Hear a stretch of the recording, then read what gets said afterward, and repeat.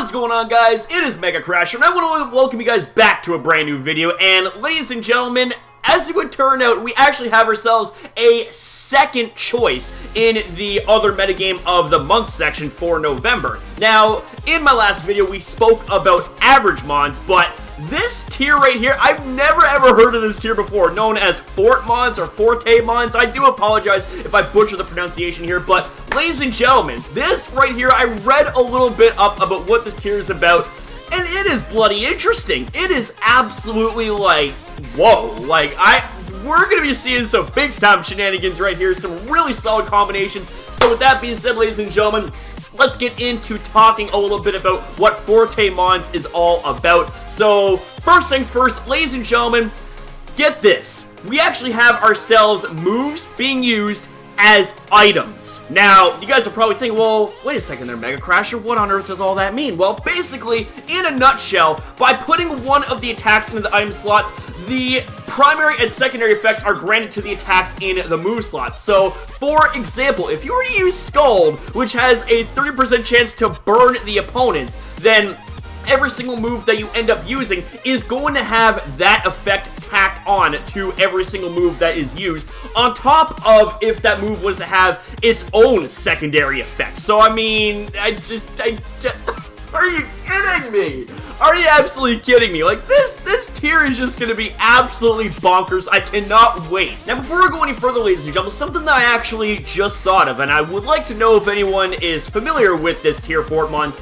Does it actually stack? Like, do the effects actually stack up? So say, for example, you know, you have Scald, you know, having a 30% chance to burn, all that stuff, but say if you were to use a move that has a secondary effect of its own, is that secondary effect going to be replaced by the move in the item slot's secondary effect? Do let me know in the comments down below if you guys are familiar with how this works and all that. But with that being said, ladies and gentlemen, let's go ahead, let's go down to the clauses. So it's going to be a standard OU clause and all that good stuff, as with a lot of other of the tiers that are in the OM of the month. Now, when it comes to the item bans, well, we have ourselves quite the amount of bans going on here, man. I mean, I can understand why Power Up Punch would be banned, because it's a +1 attack boost whenever you attack and all that stuff, so there's that. Would definitely be very beneficial to physical attackers. You have the things like Zap Cannon, Inferno, and Dynamic Punch, which all will guarantee to cause secondary effects should they land. So you got Zap Cannon for paralysis, you got Inferno for burn, you got Dynamic Punch for confusion.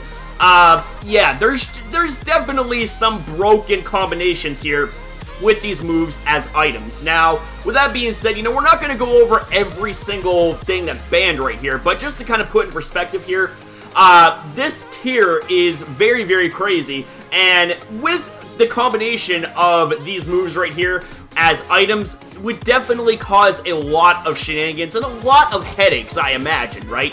Now, with that being said, let's actually talk about some of the Pokemon that can benefit here from this tier. So you got Togekiss with the item Extreme Speed, which basically means that it's going to have a +2 priority for every single move that it uses. Now, unfortunately, because of the fact that Serene Grace has been banned, we have to go with Super Luck. So Super Luck, you know, it's not a bad ability by itself.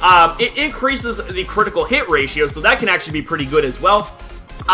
We are going to be going with the Modest Nature. We're going to be maxing out the HP and the special attack. I mean, like, when it comes to extreme speed effects, it's like you really don't have to worry about investing in speed, you know what I'm saying? So you can invest in bulk as much as you want, and you can have extreme speed boosted, nasty plot, you know, then Air Slash, Dazzling Gleam, Aura Sphere, all that stuff. That's just going to be absolutely crazy. Now, Excadrill with the item Rapid Spin. This is what's going to make this Pokemon insanely good. Like, if it isn't already good by itself, even without this craziness, we now have Rapid Spin, which allows for you to clear any entry hazards whenever you attack. I mean, this is going to make Excadrill even more of an efficient entry hazard remover. Like, that is just ridiculous, man.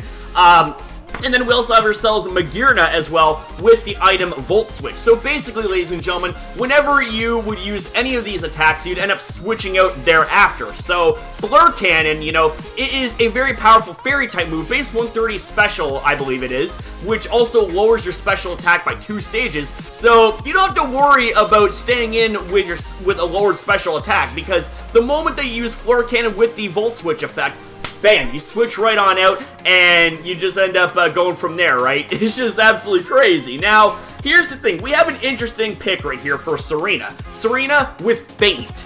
Feint is just absolutely amazing. Like, Feint, I don't exactly know off the top of my head what amount of priority it has, but it also allows for you to break right through Protect, you know?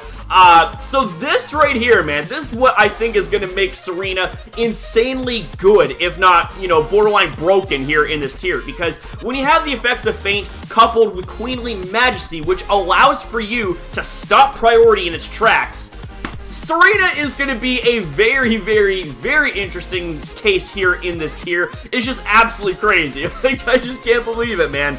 That is just absolutely amazing. And you want to know something else, is that, you know, fun fact is that High Jump Kick cannot be blocked any longer by Protect because of the Feint effect here of the move in the item slot. Like, that's just crazy, man. That's just crazy. So now we move on to Ferrothorn. You know, Ferrothorn with the item Payback. Oh, man. Now, let's read up a little bit on what the idea is here behind this set. So Payback and the other damage doubling abilities are really strong. Although they usually come with a setback such as requiring you to take damage, be status, move last, etc., you can make the sacrifice, then go ahead. This Ferrothorn will always move last anyway, so doubling the power of Gyro Ball and Power Whip makes it hit really hard.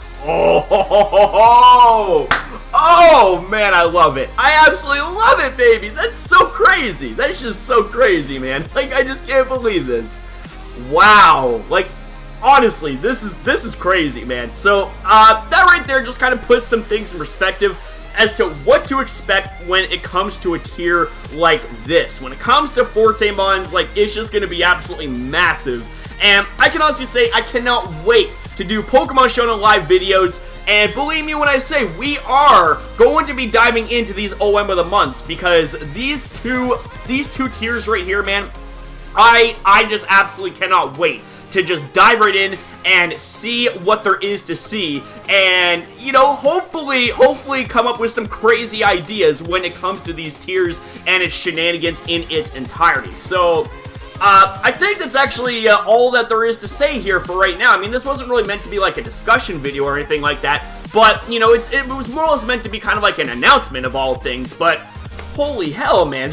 This is just absolutely crazy. So, with that being said, I do hope you guys enjoyed this video, and if you guys did, then please be sure to smash the hell out of the like button and subscribe if you guys want more content like this, and I'll see you guys next upload. So, thanks for watching, and have a good day.